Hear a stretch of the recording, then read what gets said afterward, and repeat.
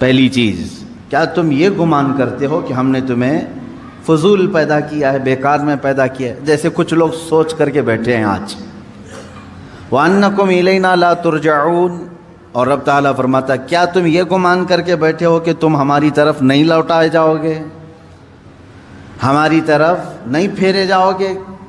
کیا تم یہ دو چیزیں سوچ کر کے آج بیٹھے ہو؟ تو ان چیزوں کو اپنے ذہن سے نکال دو۔ اللہ رب العزت نے دنیا میں کوئی بھی چیز فضول پیدا نہیں فرمائی۔ تمہاری بات تو الگ ہے، اس نے ایک چھوٹے سے کیڑے مکوڑے کو بھی پیدا کیا ہے تو اس کا اپنا ایک کام ہے، اس میں حکمتیں ہیں اللہ کی۔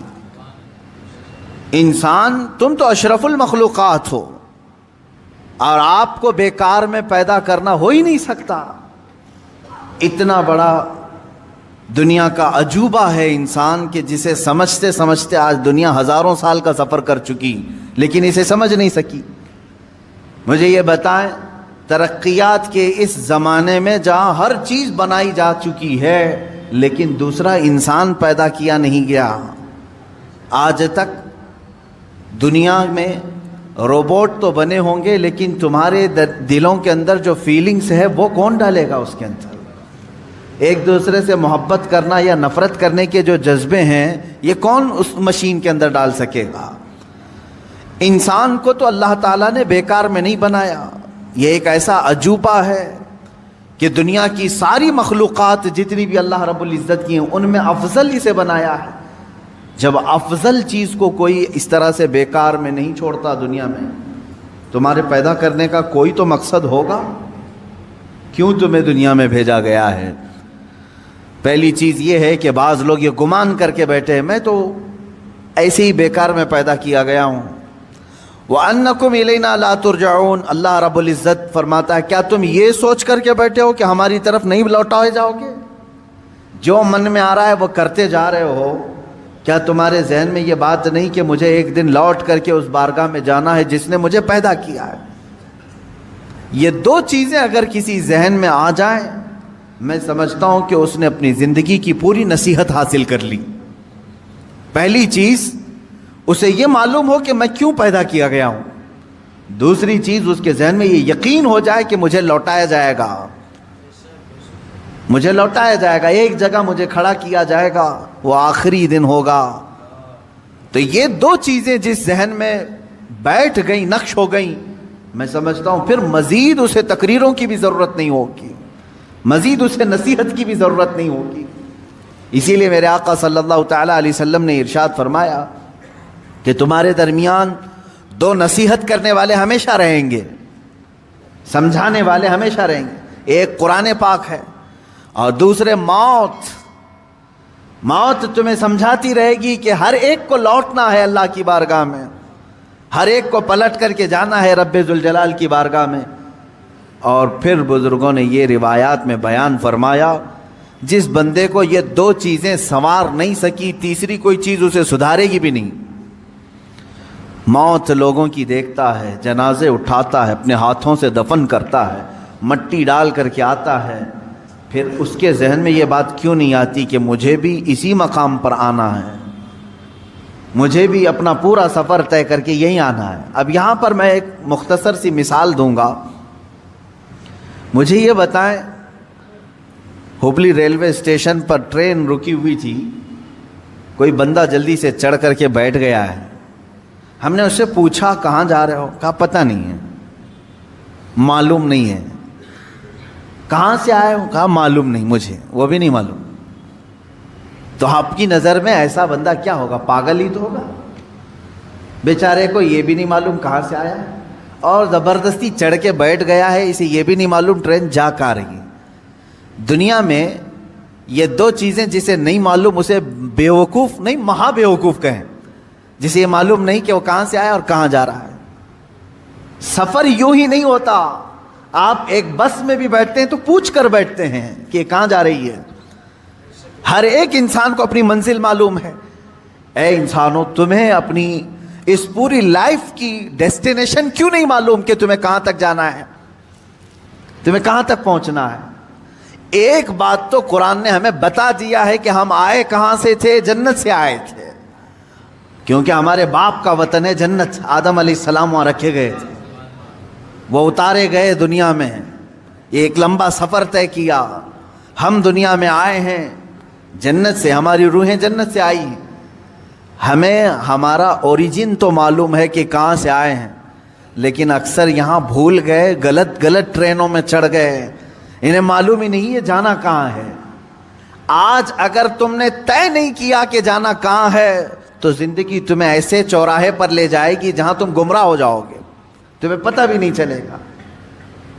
اب مثال کے طور پر اور ایک بات میں بتا دوں, مسجد سے نکلتے ہی اگر تم نے ارادہ کر لیا کہ مجھے درگاہ حضرت سید فتح شاہ رحمۃ اللہ علیہ میں حاضری دینا ہے, مسجد کے قدم باہر نکالتے ہی تمہارا ارادہ ظاہر ہو گیا, تم نے یہ ارادہ کر لیا, تو اب یہ تمہارا ارادہ تمہیں سیدھے اسی روڈ پر لے جائے گا جو درگاہ تک کی طرف جا رہا ہے. لیکن تم یوں ہی اندھا دھند چلتے رہے, کہاں جانے کا ہے سوچا ہی نہیں. تو مسجد سے باہر نکلنے کے بعد کیا کرتے ہو؟ ہوٹل میں گھس گئے, دکان میں کھڑے ہو گئے, کسی شو روم میں چلے گئے, دوستوں سے بات چیت کرتے رہے, شام ہو گئی. کیونکہ ارادہ ہی نہیں تھا جانا کہاں ہے. تھک گئے تو سونے کا بستر ڈھونڈ لیا. اتنا ہی ہوگا.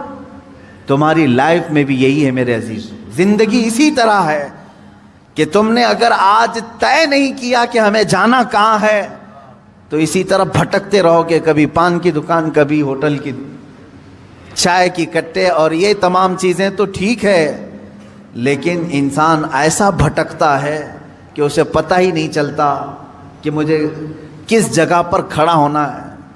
آج یہ طے کر لو کہ میری منزل اللہ کی جنت الفردوس ہے. جب تم نے یہ طے کر لیا تو تمہارا یہ ارادہ ٹھیک تمہیں اسی راستے پر چلائے گا. انسان کا مضبوط ارادہ اسے اس کے راستے پر لے آتا ہے, اللہ کی ہدایت بھی ہو. لیکن سوچا ہی نہیں, کبھی آج تک سوچتا ہی نہیں میں کہ مجھے جانا کہاں یہ معلوم نہیں. پوچھو پکڑ کر کے کسی کو, روزانہ صبح ہو رہی ہے شام ہو رہی ہے, صبح ہو رہی ہے شام ہو رہی ہے, زندگی کا سفر کٹ رہا ہے, یہ کہاں تک جائے گا؟ اکثر تو یہ کہیں گے جیسے چل رہا ہے چلنے دو, ہمیں کیا معلوم کہاں تک یہ زندگی لے جائے گی. میرے عزیزو, زندگی کہاں لے جائے گی؟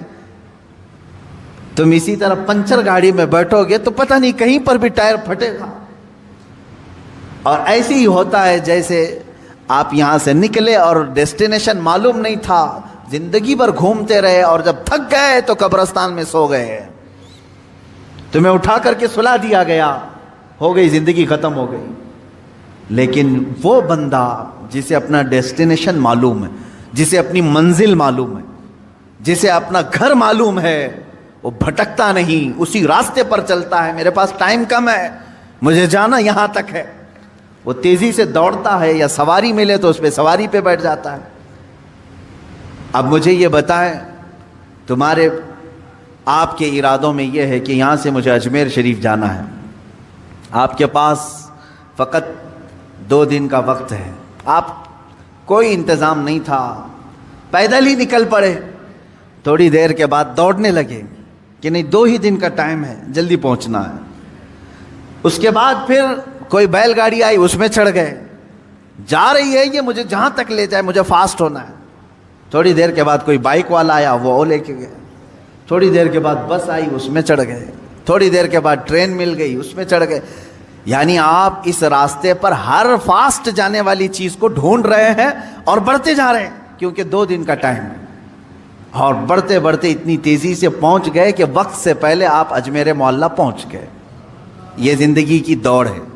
میرے عزیزو, تمہارے لیے اگر جنت کا فیصلہ ہو چکا ہے آپ کے ذہن میں کہ مجھے جانا وہیں پر ہے, تو میں یہ بتاتا ہوں زندگی بہت شارٹ ہے تمہارے پاس, بہت مختصر ہے, بہت تیزی سے تمہارے دن گزر رہے ہیں. تمہیں لوٹایا جائے گا اللہ کی بارگاہ میں, اور اس راستے پر تم تیزی سے چلو, اس لیے کہ ٹائم کم ہے. اور جنت کا ٹکٹ کسے ملتا ہے یہ بھی بتا دیا گیا ہے. تمہاری نمازیں کمپلیٹ ہو, جلدی سے اس کی طرف توجہ کر لو. تمہارے روزے باقی نہ رہیں, اس کی طرف لگ جاؤ. تمہاری زکوٰۃ کوئی قضا نہ رہ جائے, اس کی طرف لگ جاؤ. حج اگر فرض ہو چکا ہے تو فوراً چلے جاؤ. اس لیے کہ وقت تمہاری زندگی میں بہت کم ہے، اور جسے یہ معلوم ہو کہ میرے مختصر وقت میں مجھے سب کرنا ہے، میں سمجھتا ہوں وہ اپنی زندگی کو عیاشیوں میں نہیں گزارتا، فالتو اور ضائع اوقات اپنی زندگی کو نہیں خرچ کرتا۔ عزیزان گرامی وقار، آیت کریمہ پھر سے میں پڑھتا ہوں۔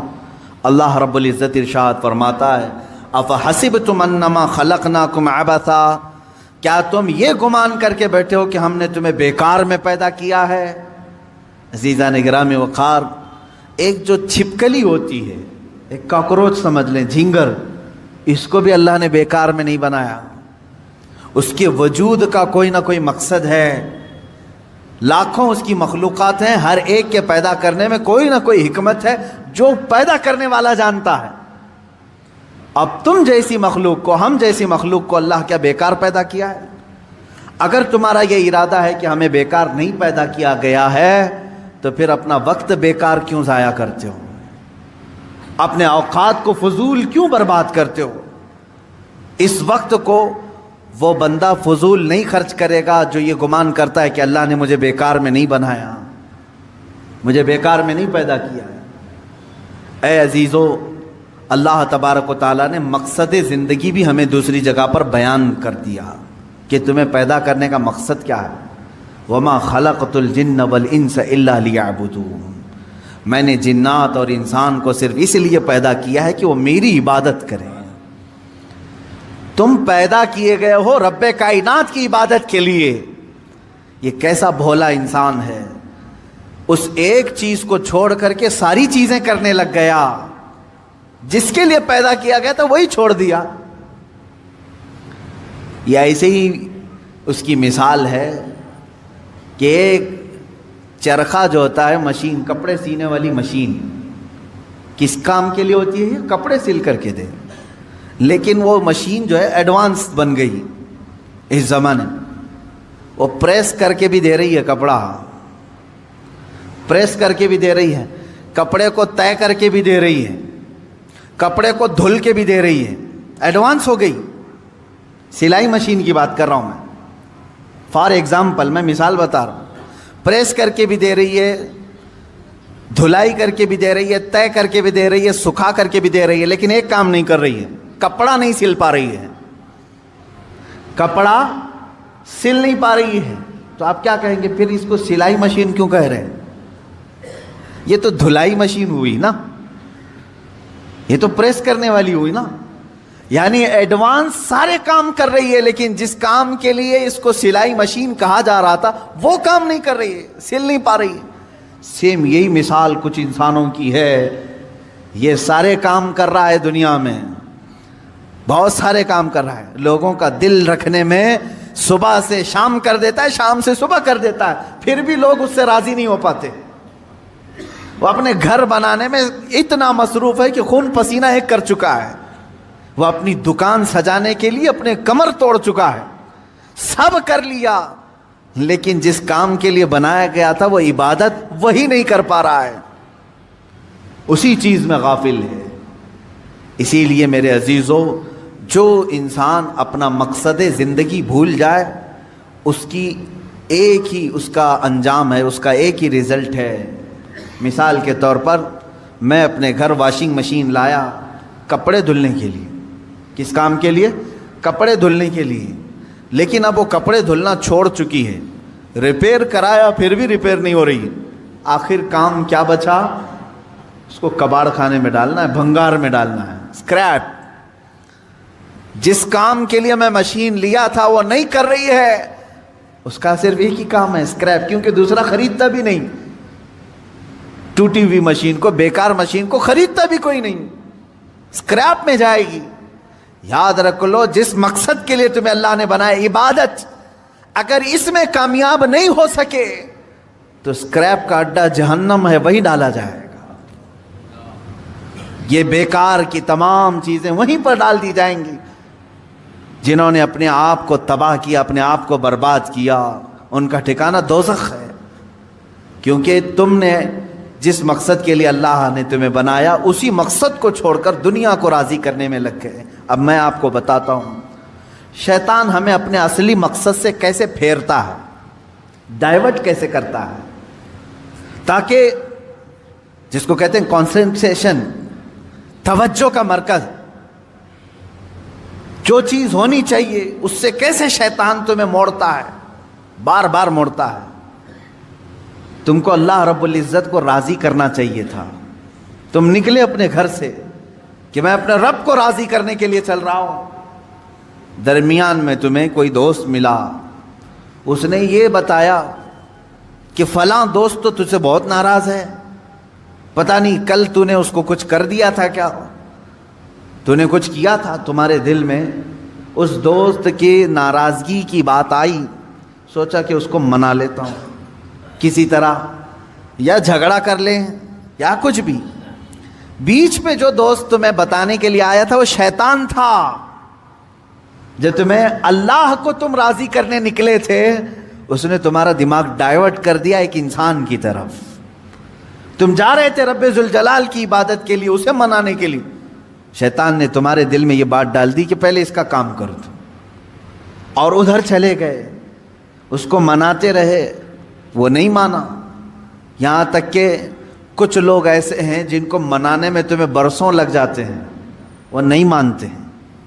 होता है इसे, आप अच्छा अच्छा काम करके, उन्हें सलाम पहुंचा करके, उन्हें तोहफे दे करके मनाने की कोशिश करते, नहीं मानते कुछ लोग।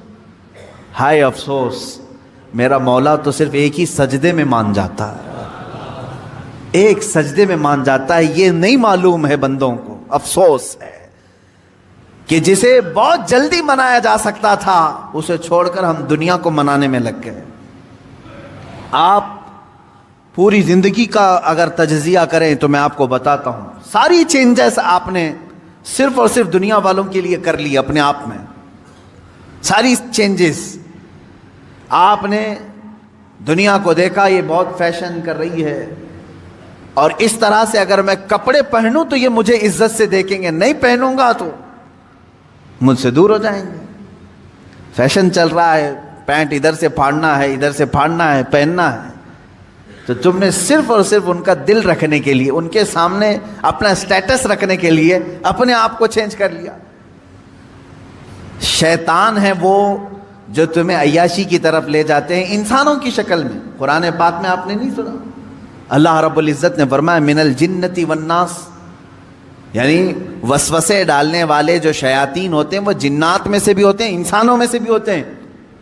शयातीन अल इंसी वल जिन्न, कुरान में ये भी आया है, इंसानों में भी शैतान होते हैं, जिन्नात में भी शैतान होते हैं। इंसानों में कैसे? तुम्हारे दोस्त की शक्ल में आएगा, कभी तुम्हें पता भी नहीं चलेगा, और वो तुम्हारा जहन डाइवर्ट कर रहा होगा, तुम्हें भटका रहा होगा, और उसकी बातों पर तुमने अपने आप को बदल लिया। एक मसला मैं आपको बता दूं, शरीयत का मसला, उससे आप अंदाजा करें कि हम किस कदर शैतान की पैरवी करते हैं और कितनी जल्दी डाइवर्ट हो जाते हैं।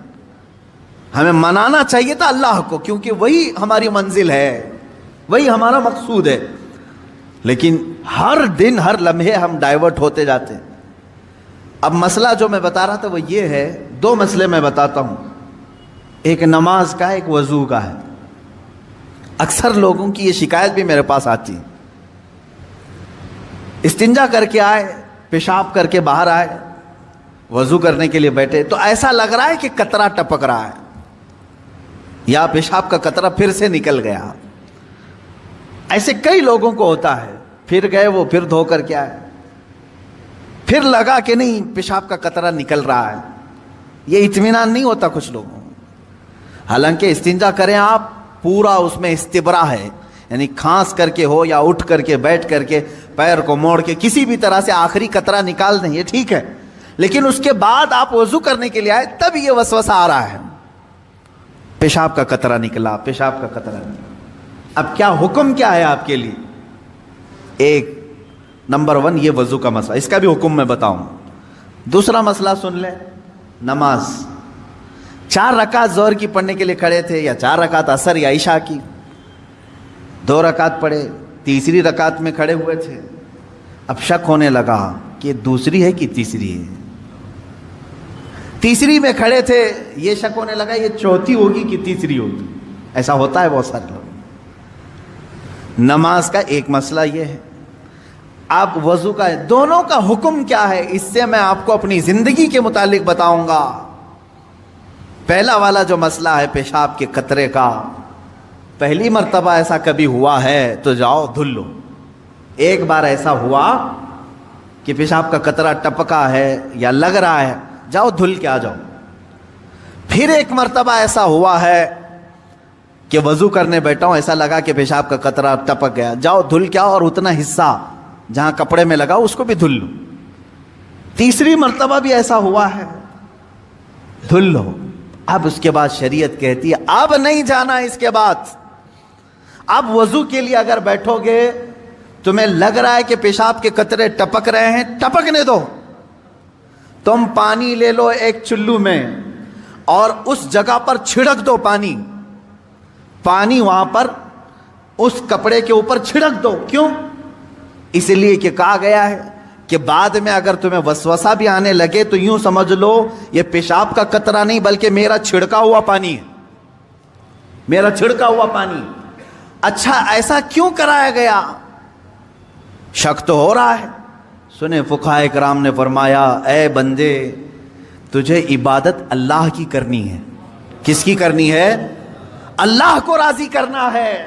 اور یہ جو وسوسے آ رہے ہیں تجھے یہ شیطان کے ہیں. اگر تو بار بار اٹھ کر کے دھونے کے لیے چلا جائے گا تو بات یہ ہوگی کہ تو شیطان کی پیروی کر رہا ہے اللہ کو چھوڑ کر کے.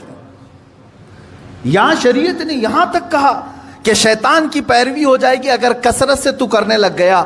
جب شیطان وسوسہ ڈالا اٹھ گئے، جب شیطان شک ڈالا پھر اٹھ گئے. بار بار اگر خیال آ رہا ہے تو اس پر عمل کرنا جائز نہیں. پانی چھڑک لو اور کہو میں شیطان کی پیروی نہیں کروں گا، میرے مولا کی عبادت کروں گا. دوسرا مسئلہ نماز کا کہ جس میں اگر 3 میں 4 میں شک ہو، ایک بار ہو گیا تو چلو دوہرا لو، 2 بار ہو گیا تو چلو ٹھیک ہے، جتنا یقین ہے اس کے آگے کی رکعتیں پڑھ لو. اب اگر بار بار ایسا شک ہوتا ہے تو فرمایا گیا اپنی نماز ویسی ہی کمپلیٹ کرو، اس لیے کہ یہ شیطان تمہیں وسوسے ڈال رہا ہے. اگر تم اس کے وسوسوں کی طرف جاؤ گے تو یہاں ہوگا یہ کہ تم شیطان کی پیروی میں لگ گئے. حقیقت میں نماز تو رحمان کی عبادت ہے. آپ سمجھ رہے ہیں؟ یہ 2 مسئلوں سے میں تمہیں بتاؤں گا میرے عزیزو. پوری زندگی بھر شیطان اسی طرح سے کرتا ہے، تو میں اپنے اصلی مقصد سے ڈائیورٹ کر کے کسی عام فضول چیز میں لگا دیتا ہے، فضول چیز میں لگا دیتا ہے.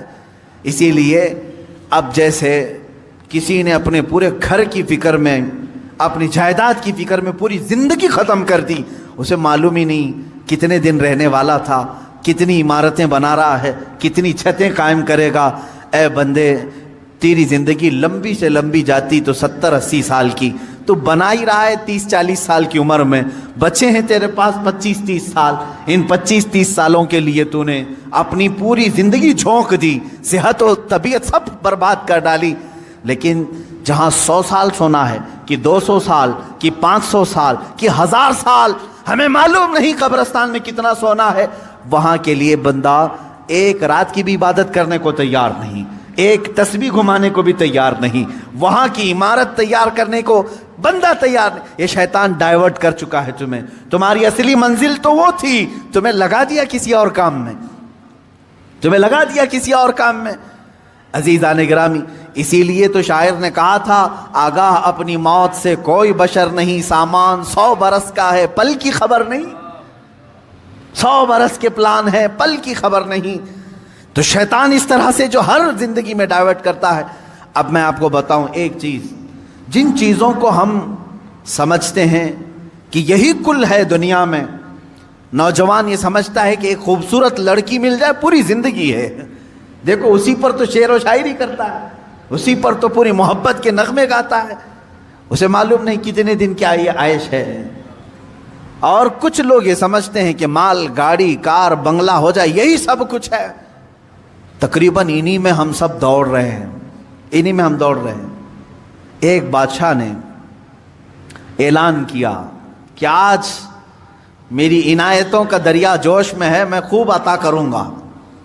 لوگوں کو بلایا، ایک کوئی بندہ ایسا آ جائے جس کے لیے میں کہتا ہوں اپنے ہاتھ میں ایک چھڑی لے لے, لکڑی لے لے, اور وہ زمین پر دائرہ کھینچتا جائے صبح فجر کے بعد. اب وہ دائرہ کھینچتا کھینچتا سورج کے ڈوبنے سے پہلے پہلے تک جتنا دائرہ کھینچ لے گا وہ پوری زمین اس کے نام پہ کر دوں گا. دن بھر میں آپ کتنے ایکڑ کھینچ لیں گے؟ اگر فری میں مل رہا ہے تو کون چھوڑے گا؟ دائرہ کھینچنے کے لیے کہا کہ جو لکیر سے سرکل بنا لے, جتنا بنا لے گا, لیکن ٹائم ہے سورج ڈوبنے سے پہلے پہلے تک. اس میں سے ایک وزیر یا ایک سپاہی آگے آیا اور اس نے اپنے ہاتھ میں چھڑی لے لی. بادشاہ سلامت مجھے اجازت دے دے. اور بادشاہ نے کہا کہ اگر سورج ڈوب گیا تو پھر ایک بالشت زمین بھی نہیں دی جائے گی, یعنی 1 فٹ زمین بھی نہیں دی جائے گی. ہاں, سورج ڈوبنے سے پہلے پہلے تک یہاں پر دائرہ مکمل کر. اب وہ نکلا چھڑی لے کر کے, لکیر کھینچتے کھینچتے. اسے بہت بڑی زمین چاہیے تھی, اتنی بڑی کہ اس سلطنت میں کسی کی نہ ہو. جب فری میں مل رہی ہے, کھینچتا کھینچتا وہ گیا, کافی دور تک چلا گیا. دوپہر ہو گئی, تھک گیا, کچھ دوڑا کچھ چلا. اب جب دوپہر ہو کر سورج ڈھلنے لگا تو اس نے سوچا واپس ہو جاتے, چونکہ جہاں سے میں دائرہ کھینچا ہوں وہاں تک لا کر کے لکیر کو ملانا ہے, اتنی زمین میرے نام پہ. اب واپس ہوا. اب یہ کتنے کلومیٹر کی زمین گھیرا تھا واللہ عالم. دوڑا تھا اس نے صبح سے لے کر دوپہر تک, نہ کھانا ہے نہ پانی ہے, دوڑ رہا تھا. دوڑتے دوڑتے سورج پیلا ہو گیا, عصر کا وقت آ گیا. اب اس نے دیکھا کہ بادشاہ کا محل اور سپاہی سب قریب نظر آ رہے ہیں. دل میں ٹھنڈک ہو گئی, میں پہنچ جاؤں گا. سورج کے ڈوبنے سے پہلے پہلے میرے بگننگ پوائنٹ جو ہے, جہاں سے سٹارٹ ہوا تو وہاں تک پہنچنا ہے مجھے. لیکن تھک گیا تھا, آزا جواب دے رہے تھے, نڈھال ہو گیا. شاید آدھا کلومیٹر یا 1 کلومیٹر باقی رہ گیا ہوگا, چلنے کی سکت نہیں رہی. لیکن باہر سے وہاں سے لوگ آوازیں دے رہے تھے, بہت لمبی زمین تو نے گھیرا ہے, اتنی بڑی زمین کسی کو نہیں ملی سلطنت میں, آ جا دوڑتے ہوئے. کچھ لوگوں نے ہمت دکھائی, حوصلہ دلایا, دوڑا اور تیزی سے دوڑا. پھر دوڑا, سورج ڈوبنے کے بالکل پاس میں آ گیا. سورج غروب ہونے کے لیے بس آدھا سورج اندر جا چکا تھا, اور اس کا پوائنٹ جہاں سے شروع کیا تھا وہ بھی قریب نظر آ رہا تھا, وہ بھی قریب نظر آ رہا تھا. دوڑا اور دوڑا, یہاں تک کہ اپنے اس پوائنٹ کے بالکل پاس میں پہنچا. لیکن سورج ڈوبا. کتنا باقی تھا؟ سورج ڈوبنے سے پہلے پہلے وہ اپنے پوائنٹ پہ پہنچ گیا. اس طرح کہ پیر اس کے ایک طرف, ہاتھ اس کے اس طرف, سو کر کے اس نے اپنی لکڑی آگے کی, پوائنٹ پر پہنچ گیا. اس کے بعد سورج ڈوب گیا. اب اس کی ہو گئی زمین, جتنا صبح سے لے کر دوڑا تھا اس کی ہو گئی زمین. لیکن جب قریب میں آئے, اٹھانے کی کوشش کی تو اس کا انتقال ہو چکا تھا. دن بھر ایسا دوڑا تھا کہ روح نکل گئی, اسی طرح پڑا تھا.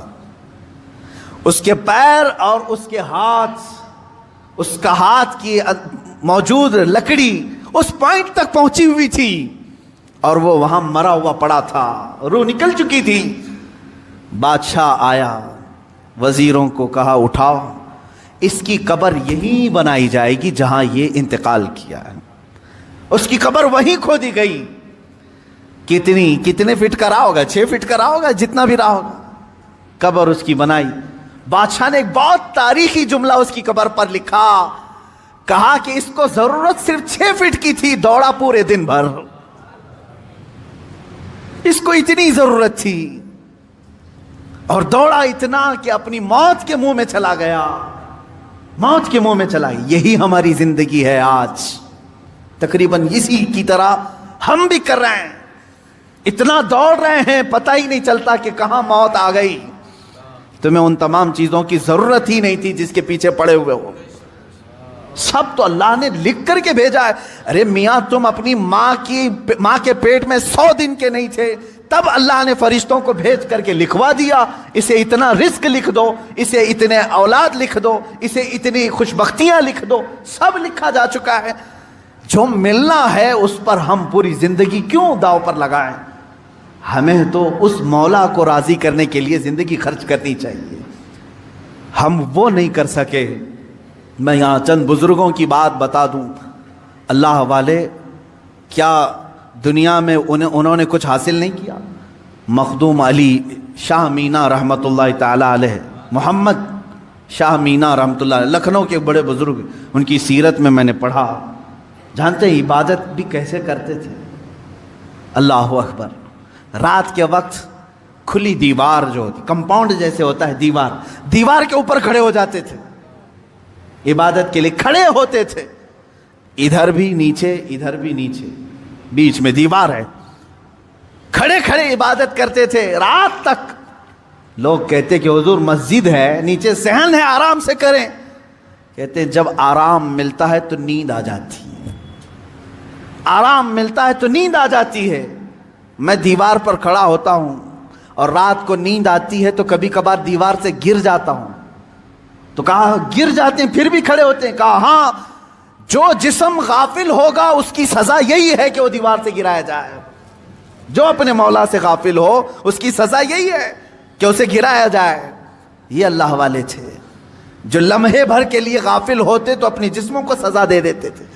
حضرت سیدنا ابو بکر شبلی رحمۃ اللہ تعالی علیہ، یہ ہمارے سلسلہ قادریہ کے بڑے بزرگ ہیں۔ بحر شبلی شیر حق دنیا کے کتوں سے بچا، ایک کارک عبد واحد بے ریا کے واسطے۔ ہم شجرہ میں پڑھتے ہیں ان کا نام، حضرت ابو بکر شبلی رحمۃ اللہ علیہ، بغداد شریف کے بزرگ ہیں۔ سیدنا امام اعظم ابو حنیفہ رضی اللہ تعالیٰ عنہ کے پڑوس میں دفن ہیں۔ آپ جب رات کو ذکر الہی کے لیے کھڑے ہوتے یا عبادت کے لیے کھڑے ہوتے، ایک مرتبہ ایسا ہوا کہ آپ کو جھپکی آئی، نیند آئی۔ یہاں تو لوگ رات تو چھوڑے جمعہ میں سوتے ہیں، بہت سارے لوگ تو جمعہ میں اپنی نیند کمپلیٹ کر کے آتے ہیں، پتہ ہی نہیں چلا کہ امام کب کھڑا ہوا، اقامت کب ہوئی، خطبہ تو پورا نیند میں چلا گیا۔ واللہ عالم سوتے ہیں یا پھر کشف کرتے ہیں، مراقبہ کرتے ہیں، چوتھی منزل پر پہنچتے ہوں گے۔ عزیزان گرامی، یہ وہ دل سوتا ہے جسے اپنے رب تعالیٰ کی طرف توجہ نہیں ہوتی۔ وہ آیا ہے رسم ادا کرنے کے لیے، وہ آیا ہے لوگوں کے دکھاوے کے لیے۔ دل کی توجہ اور دل کی حضوری ہو تو نیند کہاں کی۔ حضرت ابو بکر شبلی رحمۃ اللہ تعالی علیہ، رات کے وقت جھپکی آ گئی، تھوڑا سا اونگ آئی، کیا کیا جانتے آپ؟ وہ کھڑے ہوئے۔ پہلی مرتبہ رات میں ایسا ہوا کہ مجھے اونگ آ گئی، کیسا ہوا؟ اس کے بعد گئے، سرما لگانے کی سلائی لے کر نمک میں پھیرا اور نمک پورا آنکھوں میں لگایا۔ آنکھوں میں نمک لگاتے، ذرا لگا کر کے دیکھو اپنی آنکھوں میں نمک کیا حالت ہو۔ سیدنا ابو بکر شبلی رحمۃ اللہ علیہ کی آنکھوں سے خون رستا تھا، خون رستا تھا، ٹپکتا تھا، اور اسی حالت میں وہ عبادت کرتے تھے۔ لوگوں نے پوچھا کیا یہ اس طرح سے کرنا صحیح ہے آپ کا؟ اپنی آنکھوں کو آپ نے نمک میں ڈال دیا۔ وہ ہنستے تھے، کہا یہ غافل آنکھوں کی تو بہت چھوٹی سزا ہے، بہت چھوٹی سزا ہے کہ میں نے نمک پھیر دیا۔ اگر اسی طرح زندگی بھر غافل رہی تو اس میں تو آگ کی سلائیاں پھیری جائیں گی، آگ کی سلائیاں پھیری جائیں گی، میں تو نمک پھیر رہا ہوں۔ عزیزان گرامی، وہ کہا کہاں ہو تم، کس جگہ پر کھڑے ہو؟ آج اپنا مقصد زندگی کو تو سمجھ لو، مجھے کیوں پیدا کیا تھا رب تعالیٰ؟ کیا اسی لیے کہ لوگوں کے تانے، لوگوں کو کی جاسوسی میں اپنی پوری زندگی گزار دوں؟ کس کے گھر میں کیا پک رہا ہے وہی بات کرتے بیٹھا رہا ہوں، کس کی بیوی کیسی ہے وہ ڈسکس کرتا بیٹھا رہا ہوں، کس کے گھر میں ابھی کتنے شادی کے لوگ ہیں وہ ڈسکس کرتا بیٹھا رہا ہوں، کس کی دکان ٹھپ پڑ رہی ہے یہ ڈسکس کرتا بیٹھا رہا ہوں؟ تمہاری زندگی اسی لیے ہے، پوری دنیا بھر کے گلے تانے اور شکوے، غیبت، چغلیاں اس کے لیے ہے۔ میرے عزیزو، اپنی زندگی کا مقصد سمجھو اور آج کے بعد یہ طے کر لو کہ میں دکان میں ہوں کہ مکان میں ہوں کہ راستے پر ہوں، لوگوں کی عیب جوئی کرنے سے بہتر ہے کہ میں اللہ کو سبحان تو کہوں، میں کہوں سبحان اللہ سبحان اللہ سبحان اللہ، ما اعظم شانک، اے اللہ تو کتنا بلند ہے، تیری شان کتنی بڑی ہے، لیکن اس کی تعریف میں جتنے جملے نکلے وہ تمہاری نیکیوں کے پلے کو اتنا بھر دیتے ہیں کہ قیامت کے دن تم فخر کے ساتھ اٹھائے جاؤ۔ اپنے ان اوقات کو فضولیات میں نہ برباد کرو، فضولیات میں نہیں۔ اب آخری بات میں ایک عرض کر دوں، سیدنا عمر فاروق رضی اللہ تعالیٰ عنہ کی ایک وصیت مجھے یاد آتی ہے، دنیا میں ہم جو کچھ بھی کر لیں یہ یہیں رہ جائے جتنا بھی ہو۔ آپ نے 2 وصیتیں کی تھی اپنے انتقال سے پہلے، کہا میری قبر چھوٹی بنانا، بس بہت زیادہ لمبی چوڑی نہیں، چھوٹی سی، اتنی کہ ایک کروٹ بھی نہ ہو، چھوٹی قبر بنا کر کے مجھے دفن کرنا۔ دوسری وصیت، مجھے سادہ سا کفن کپڑا دینا، عام لباس میں مجھے دفن کر دینا، کفن دینا۔ جبکہ حدیث پاک میں ہے، حضور صلی اللہ علیہ وسلم نے فرمایا کفنوا موتاکم باحسن اثوابکم، اپنی میتوں کو اچھے سے اچھا کفن دو، جتنا وہ عید بقرعید میں قیمت کا کپڑا پہنتے تھے اتنی قیمت کا کپڑا انہیں کفن میں دو۔ یہ مسئلہ ہے۔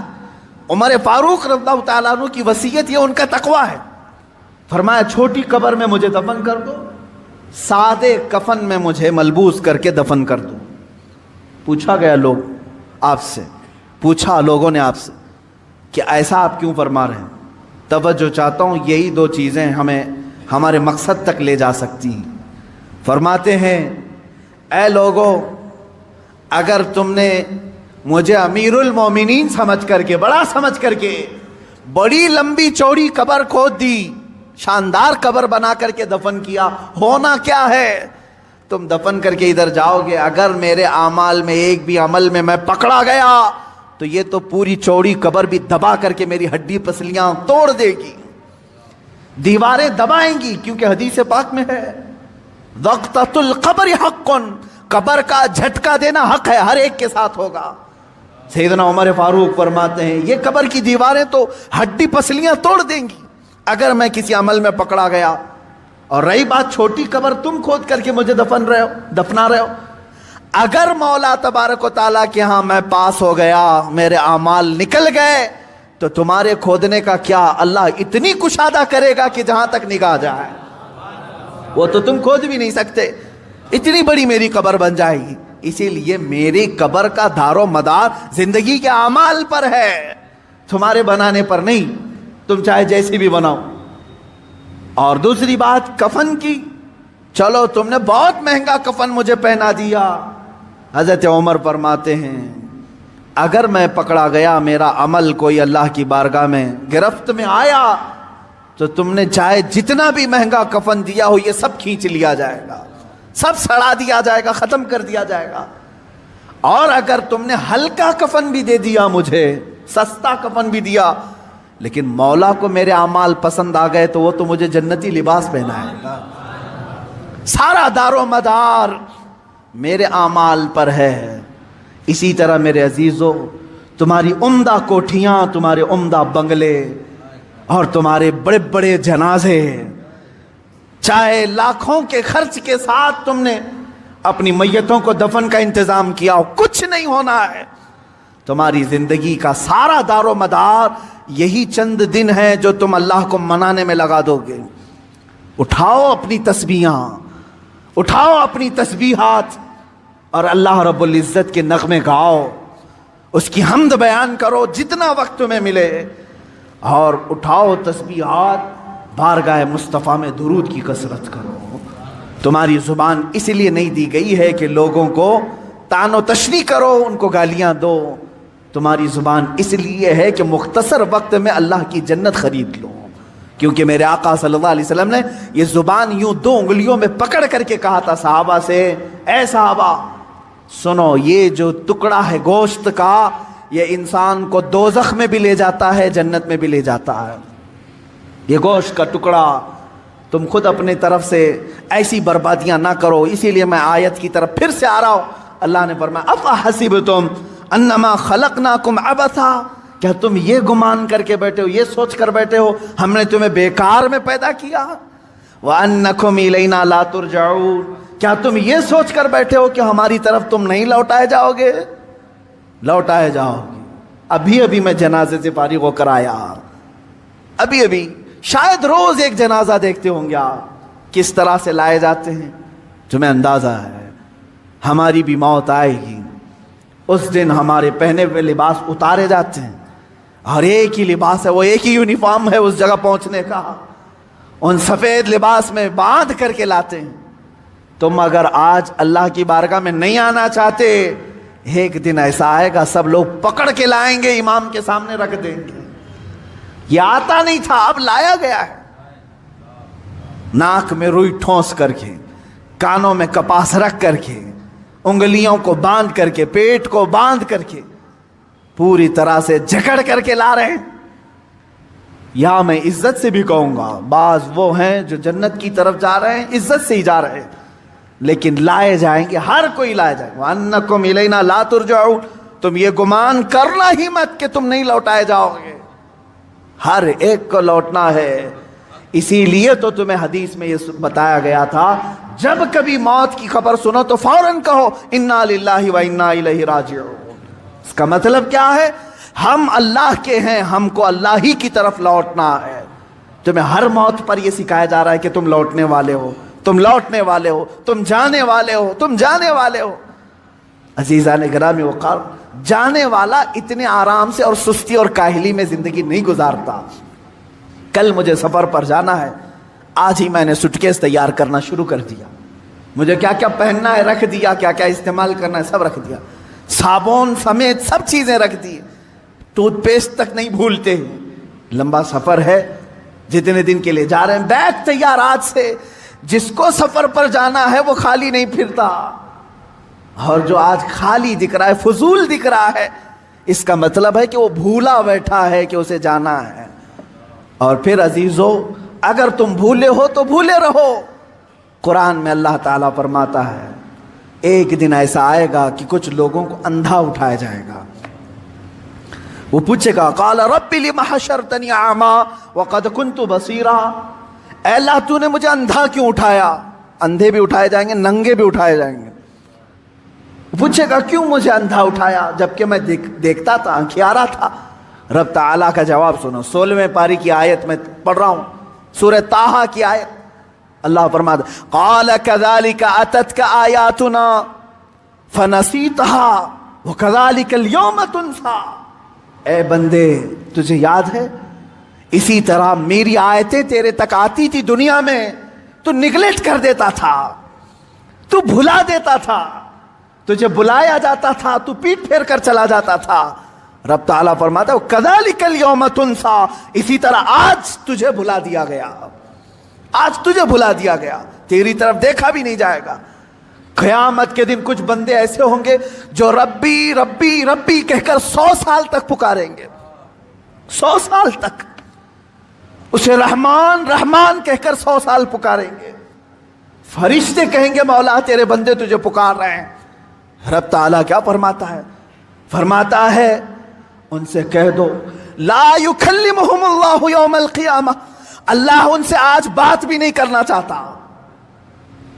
لا ینظر الیہم, قرآن کہتا ہے ان کی طرف اللہ دیکھنا بھی نہیں چاہتا, کیونکہ دنیا میں تم اسے دیکھنا نہیں چاہتے تھے, دنیا میں تم اسے منانا نہیں چاہتے تھے, تم اس کی طرف آنا نہیں چاہتے تھے. قیامت کا دن وہ بڑا جانگداز ہے, وہاں فرشتے ملائے اعلیٰ انبیاء سب نفسا نفسی کے عالم میں ہیں. اگر رحمان یہ کہہ دے تمہارے لیے میں تیری طرف دیکھنا نہیں چاہتا, میں تجھ سے بات نہیں کرنا چاہتا, پھر تم 100 سال پکارو گے, 100 سال تک پکارتے رہو گے. اس لیے بہتر یہ ہے کہ آج وہ مولا فرما رہا ہے ادعونی استجب لکم, آج تم نے ایک بار اگر مجھے یہاں پکارا میں 70 بار جواب دوں گا. 70 بار وہ تجھے پوچھے گا ہے بندے بتا تیری حاجت کیا ہے, بندے بتا تیری طلب کیا ہے. یہاں تم پکارنا چھوڑ دو گے تو وہاں تم پکارتے رہو گے اور جواب کوئی نہیں آئے گا. اللہ رب العزت ہر ایک کو اپنا مقصد زندگی سمجھنے کی توفیق عطا کرے. بہت ہو گیا میرے عزیزو, آسمان سر پر آ چکے ہیں ہمارے, جگہ جگہ کے تھک چکے ہیں تمہیں یہ ہنگامے.